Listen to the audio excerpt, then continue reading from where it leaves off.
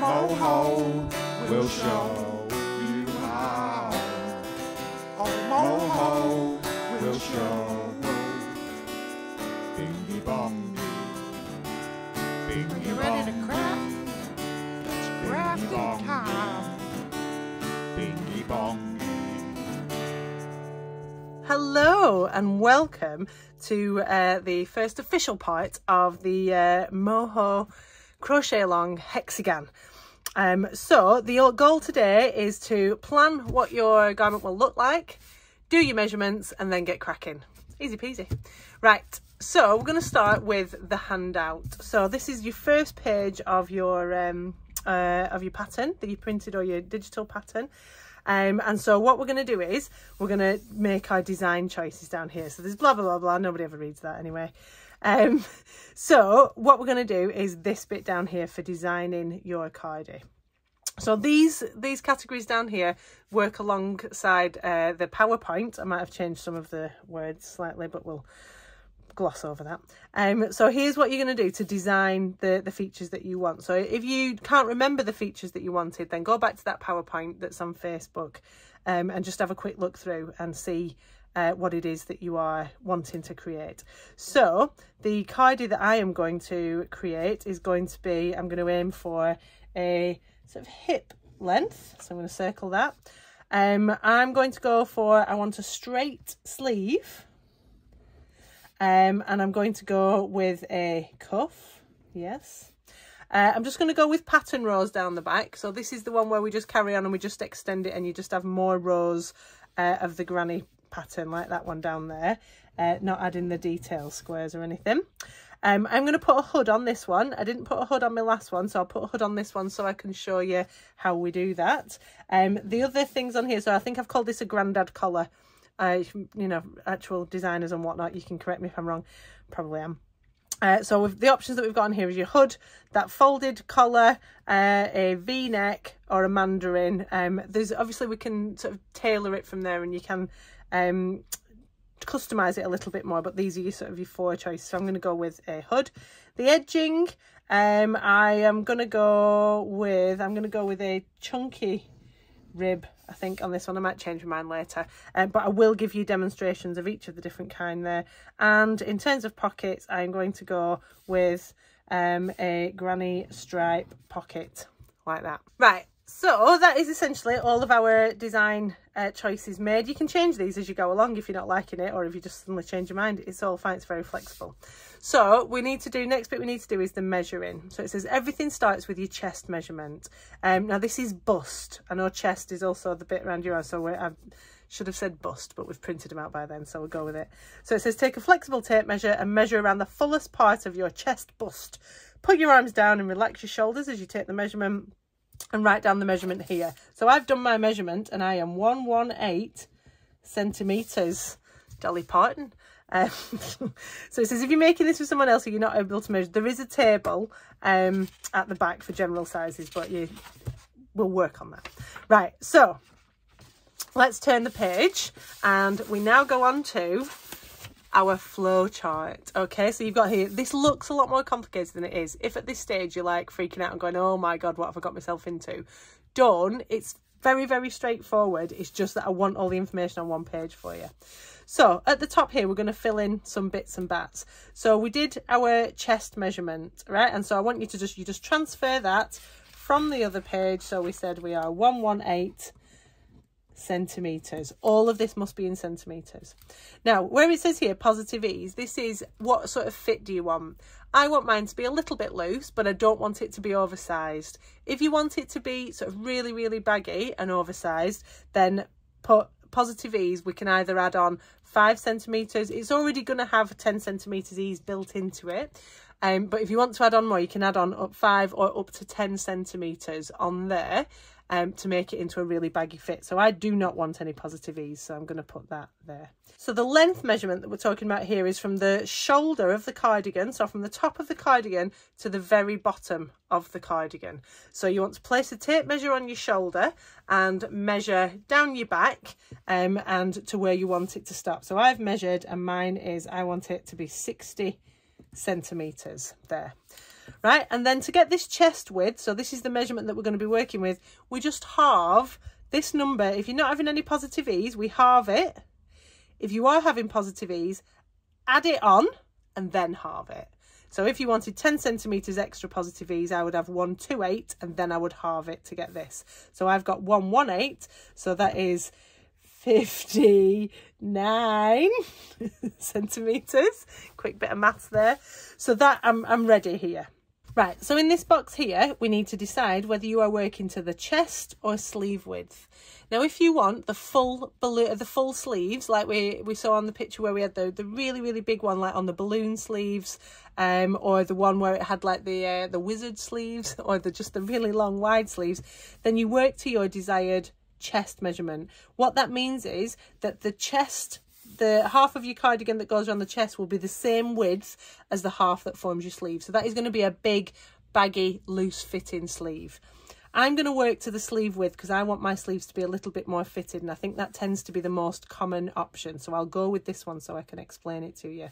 So I have measured the sleeve at the armhole of an existing cardigan that I have and that I like, and that was a 21 centimetre top to bottom. So I'm going to write in here, I'm going to double that because a sleeve is a hole, not just a flat line, and that is going to be, I'm going to write in there 42 centimetres. Okay, so I want my desired chest. I'm not bothered about my desired chest yet. I want my sleeve width, and so I'm going to work to that one which I've got off my existing cardigan.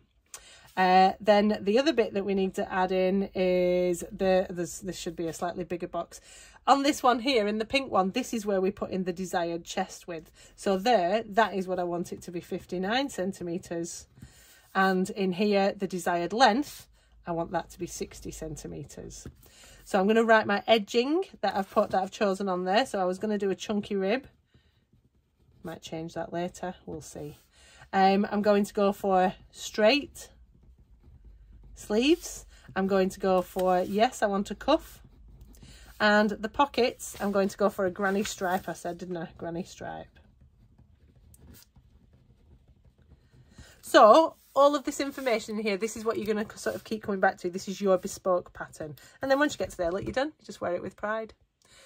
Right, so that is all the information that we need before we get going.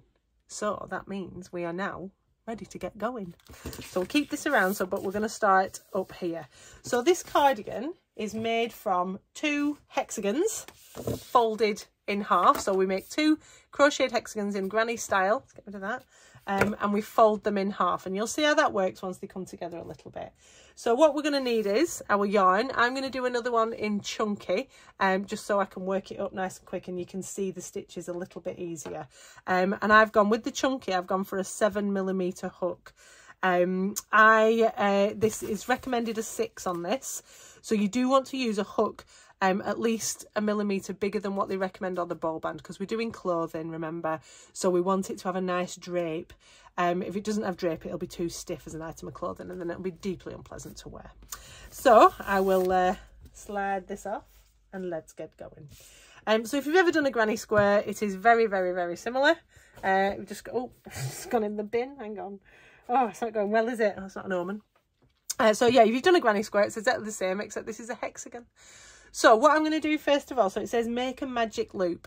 Now this magic loop is going to be in your armpit. It is going to be under quite a lot of pressure and tension, not because of your particular armpit, just all armpits. So it does need to be a strong magic loop. And also this garment is probably going to be washed. And when we wash knitted items, crocheted items, they expand and they contract. So it's got to be a firm central join. Otherwise, if it starts coming unravelled from your armpits, you'll be really upset. So this is my method of doing a super, super secure magic loop. Okay, so I've got my tail of my yarn down here. I'll take it nice and slow, and I just put that across my hand and do gun fingers. Pew, pew, pew, pew. And what I'm going to do is I'm going to wrap it over the top of my index finger and around the back of them, and then over, and then over again. And then I clip that. I'm just holding it there, look. Now, if I turn my hands over, now it's important that I have the first end here and that I work in this direction with my wrap. So that is the second wrap and that's the third wrap. If you do it like this, then that is not going to work and be easy to do. So we go, I'll show you that bit just again. So we go to the end of the finger, wrap, and then working down the fingers, wrap, and then clip that there. So I then turn my fingers over and I'm going to slide my hook, pointy end facing down, underneath 2, but over the 3rd one, okay? And I catch it and I pull it through and I rotate my hook so it's pointing in the right direction. Now, if you are slightly dexterous, you can put this over there and do that. I am less dexterous. I like to slide this off my fingers, and then you can see I've got the loose end at this side and I've got the tail end at this side. I'm going to wrap the bit that's attached to the yarn ball on that side. So I'm going to wrap that over my hook and do 1 chain. And then I'm going to flip it around so that the 3 strands, the side with 3 strands on, is on this side. So my 3 are on my non-dominant side, okay? And then I'm going to do my chain 2. So that was my first chain there that I did, and then I've got my 2 more chains. So grannies are all about groups of 3 trebles. So I've got 1, so I need 2 more. So it's wrap in there, and I should always be working over these 3 strands. So that's 2 and 3. So that's my first granny cluster. And then what I want is I want 2 chains, 1, 2, to make my corner space. Keep squidging them around. And then I'm going to do 3 more trebles. 1 into that ring. Keep your fingers in the middle of it so it keeps it under control a bit more. 2 and 3. So that's 1, 2 sides. Now I've got 2 corners. So we do another 3. So that's 1, 2 and 3. So it's always 3 trebles, 2 chain on this row. So that's me 1, 2, 3 and 1 and 2 and 3, 2 chains. And we want 2 more because we want 6 lots of this because it is a hexagon. So that means it has 6 sides, and each side is going to be made up of 3 trebles, and each corner is going to be made up of 2 chains. 1, 2. Pull off a bit more yarn. So I've got 1, 2, 3, 4, 5, and then my last one, 6. 1, 2, and 3. Okay, and then we're finished with my 2 chain. I'm then going to slip stitch to here. Now, however you slip stitch to other spaces, other stitches, do that. You can either go through the space between the chain and the first one. You can go underneath that first stitch at the top there. That will give you the more seamless one there. So I just did my slip stitch underneath the top of that first, that 3rd chain there. So I'll do my slip stitch there. Okay. Now, what we've got, what I'll do actually, I'm going to undo that slip stitch because then I can show you this a bit more clearly. So what we want to do now is we want to close up this loop. So just untwiddle your tail. And what we're going to do is very carefully, now you need to pay attention to this bit. Shall we zoom in?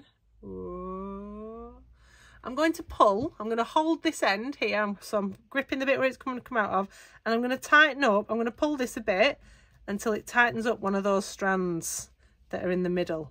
So you can see now that that one, this one here, the bottom one, has gone tighter than this one. So that, when I pulled that, it started to tighten this up. So what I then do is, still at this end, I get hold of firmly the one that got tighter, not the one that stayed the same, the one that got tighter. And I'm going to pull, pull, pull, pull from the same end that the tail is coming out, pull, pull, pull, like that. Oh, that's gone tight. But now I've got this big loop here. And I remember, if I pull this, it will close that up. Whoop, gone, right? Now, so in the middle of there, now there are 3 strands of yarn going all the way around the middle of that join. So that is a really, really strong join. With a traditional magic circle, you can sometimes only get 1 strand in the middle, and that's why they can snap, and that can be very, very upsetting. So I've got my 2 chains, and I do my slip stitch. Okay, so there's your really, really, really tiny half of a cardigan. So let's get on to the next round. So round 2 is we're going to do into each one of these 2 chain corner spaces. We're going to do 3 trebles, 2 chain, 3 trebles. So we start off with our 2 chain. We only do 2 chains because we're working below where the base of our stitch normally would be. So if you do 3, you get a bit baggy. So I do my chain, and we must turn at the end of every round.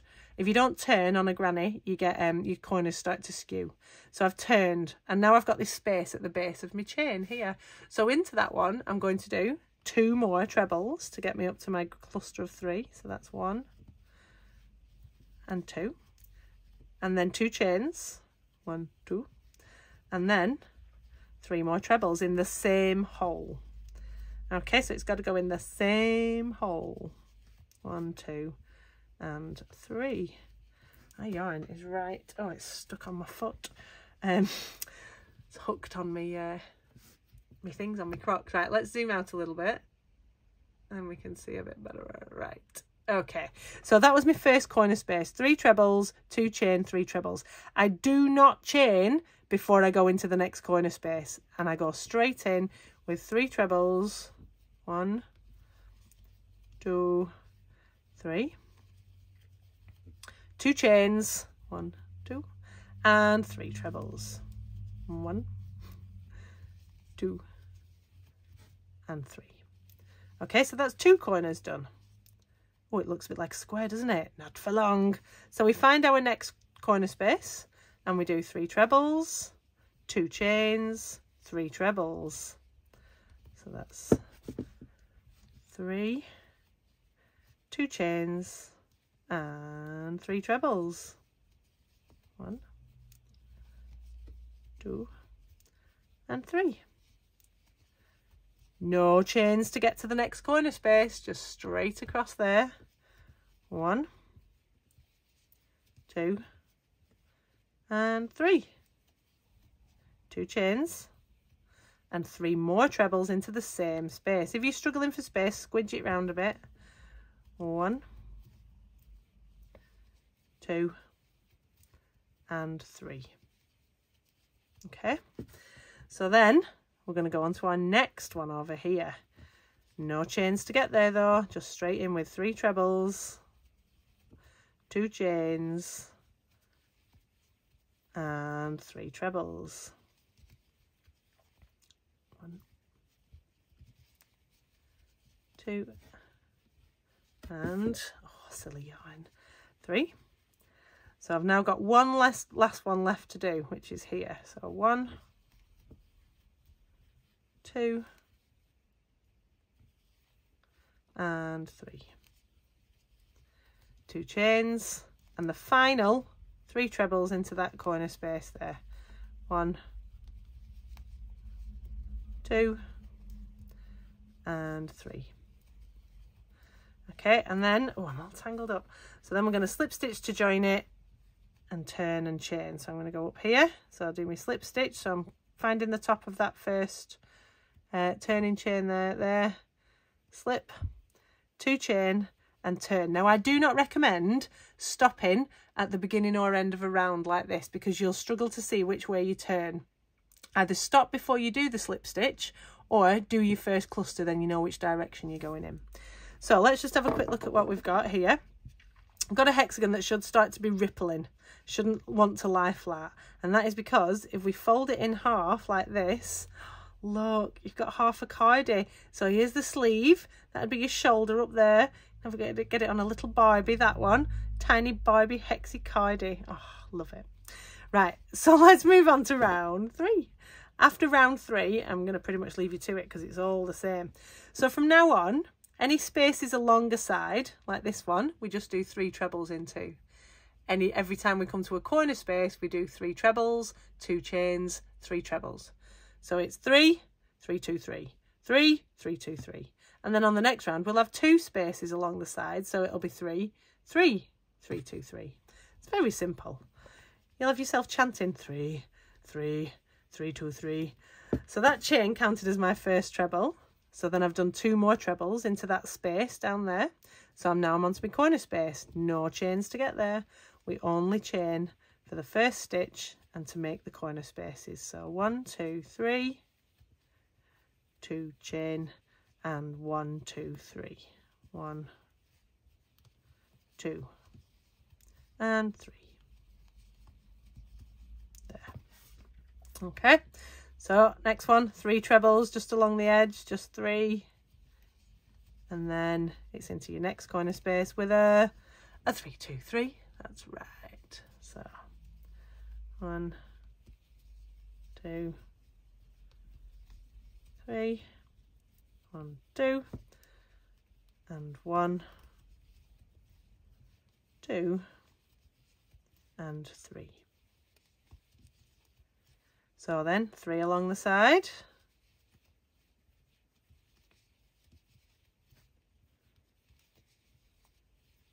And then corner space, 3, 2, 3. 3, 2, 1. Count backwards for a little bit of variety, shall we? 2 chains. And go back up the other way now. 1, 2, and 3. So now I'm back onto my sides, so it's just 3 in there. And I'm putting my hook right through the spaces and the holes that they've formed between the stitches. There's no working into the stitches really for this main body. It's nice and easy. You can do it while you're watching telly.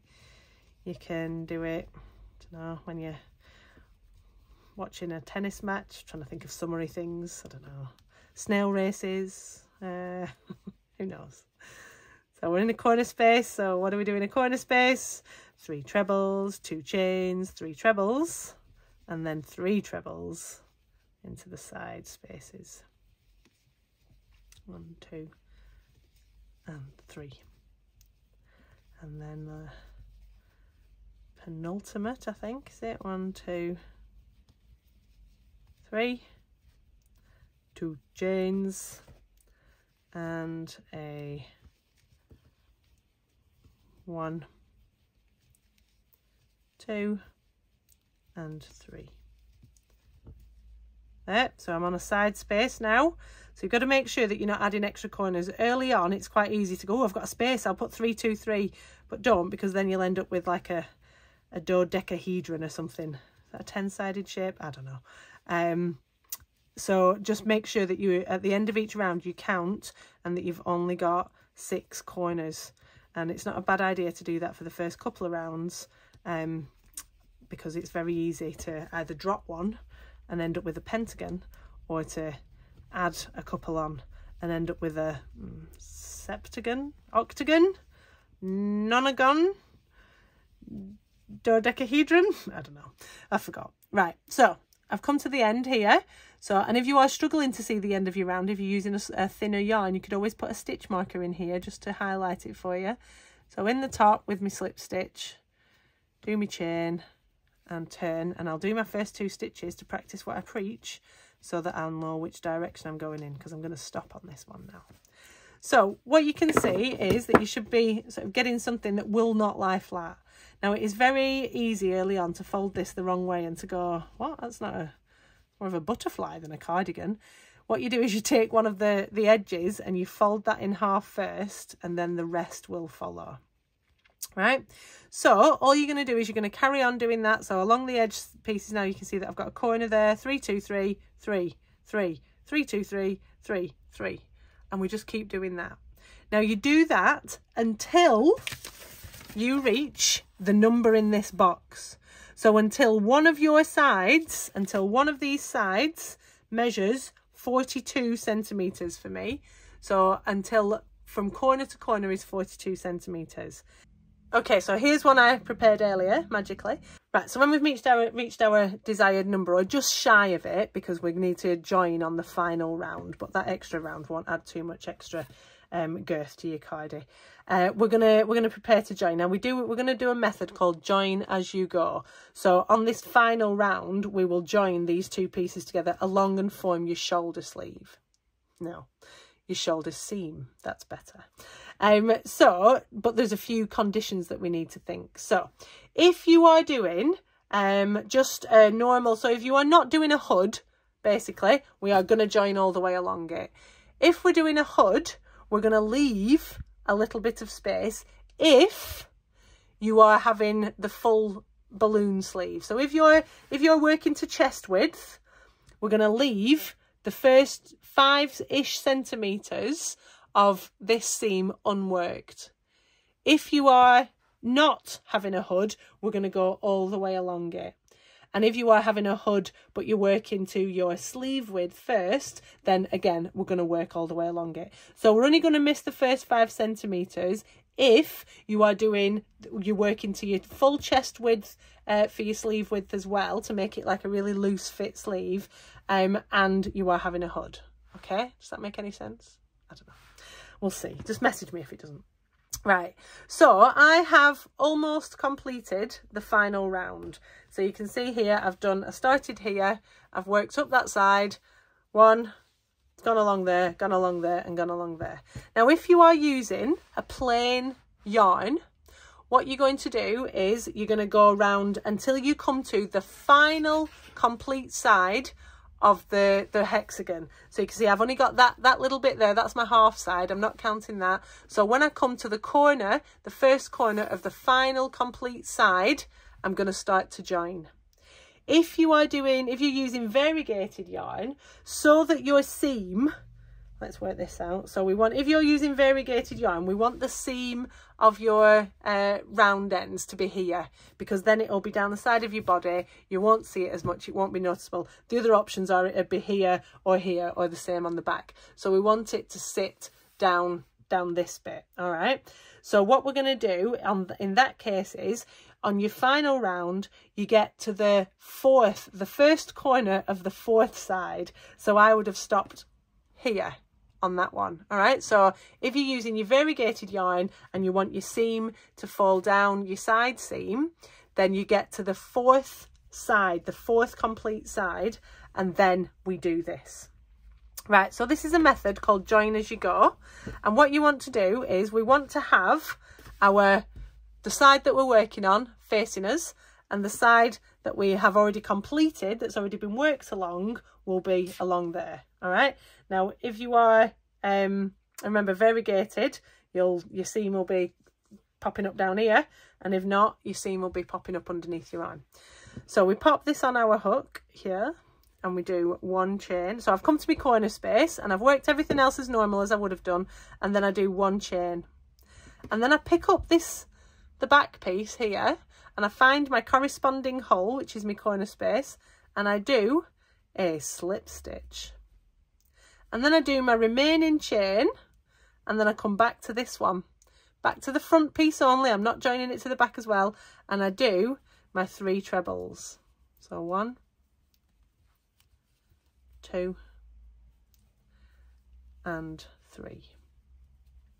Okay, and every time I finish doing 3 trebles, I'm going to do a slip stitch into the back side. So I look for my next space, I've slip stitched in that space there, so that's my next one. So I do a little slip stitch. Now there's various different designers and different companies will tell you different ways to do the slip stitch. Sometimes you take it out, hook out, and don't bother, just do a slip stitch, because it'll sit flat anyway, because it's going to be under tension. So I've done my slip stitch on the back, so it's 3 trebles in the front. 1, 2 and 3, and then slip in the back in the space, exactly like you've been doing for all the others. So make sure it is a slip stitch, not a double, because that will give it a slightly raised profile. And then 3 trebles in the front. 1, 2 and 3. Find your next hole in there, slip stitch in the back, 3 in the front. 1, 2 and 3. Slip in the back, 3 in the front. That sounds a bit rude now, doesn't it? We'll use the full phrase in future. So 2 and 3. Slip stitch in the back piece, and 3 trebles in the front. 1,